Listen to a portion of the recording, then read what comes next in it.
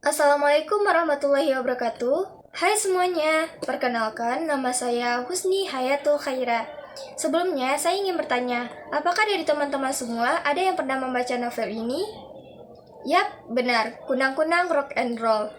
Novel ini ditulis oleh seseorang yang lebih dikenal dengan nama pena Jim, atau pada akhir novelnya, dia memperkenalkan dirinya sebagai seorang Jimo Morrison. Pada novel ini, kita tidak menemukan riwayat hidupnya. Namun, jika kita membaca novel ini, kita dapat mengetahui kisah perjalanan hidupnya. Novel ini diterbitkan oleh Sheila di Yogyakarta pada tahun 2014 dengan jumlah halaman 208 halaman. Novel ini menceritakan tentang perjalanan hidup si orang Jimmy Morrison di masa remaja yang penuh gejolak dan mimpi-mimpi yang tak terkendali.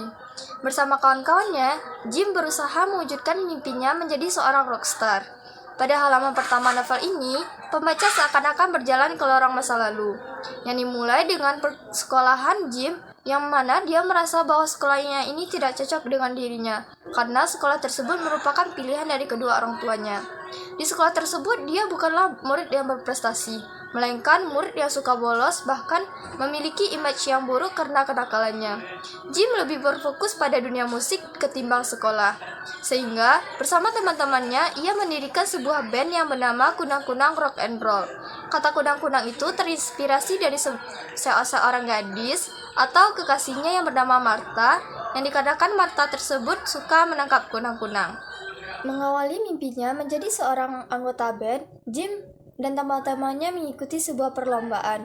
Namun, hal tersebut menjadi mimpi buruk bagi Jim, karena saat beliau tampil, beliau diserang oleh sekelompok pemuda yang menganggap bahwa Jim telah merebut cewek dari salah satu pemuda tersebut, sehingga Jim harus kehilangan pendengaran di telinga bagian kanannya.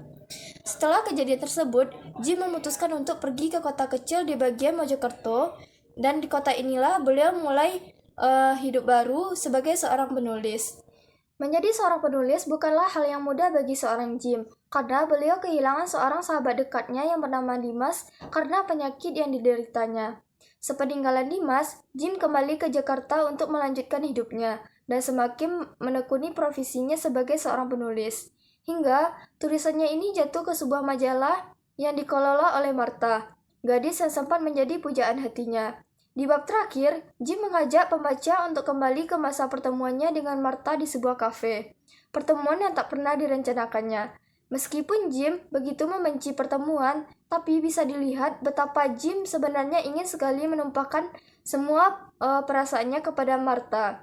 Jim tak menyangka bahwa selama ini Martha membuntutinya melalui tulisan-tulisan yang pernah dipublikasikannya di media massa. Martha ingin sekali memastikan perasaan Jim terhadap dirinya, yang sebetulnya Martha ini juga merasakan hal yang sama terhadap Jim. Adapun hikmah yang dapat kita ambil dari novel ini adalah, sebanyak dan seberat apapun masalah yang kita hadapi, pasti ada hal baik setelahnya. Seperti Jim yang kehilangan pendengarannya akibat perlombaan tersebut, namun bukanlah hal yang menjadikan dia bahwa untuk tidak berkarya lagi, melainkan dia terus berkarya menjadi seorang penulis. Gaya bahasa yang digunakan pada novel ini cukup menarik, serta selera humornya menghiasi setiap babnya. Ditambah alur cerita yang tidak terlalu rumit, sehingga pembaca tidak akan bosan membaca cerita ini. Namun, di novel ini masih ditemukan beberapa kesalahan, seperti pada halaman 110 yang harusnya ditulis nama Hasan malah ditulis nama Romi. Mungkin novel ini cocok untuk dibaca oleh remaja karena bahasanya tidak terlalu tinggi dipahami oleh remaja, serta novel ini sangat memotivasi remaja untuk selalu berusaha dan tidak putus asa. Sekian resensi dari saya. Assalamualaikum warahmatullahi wabarakatuh.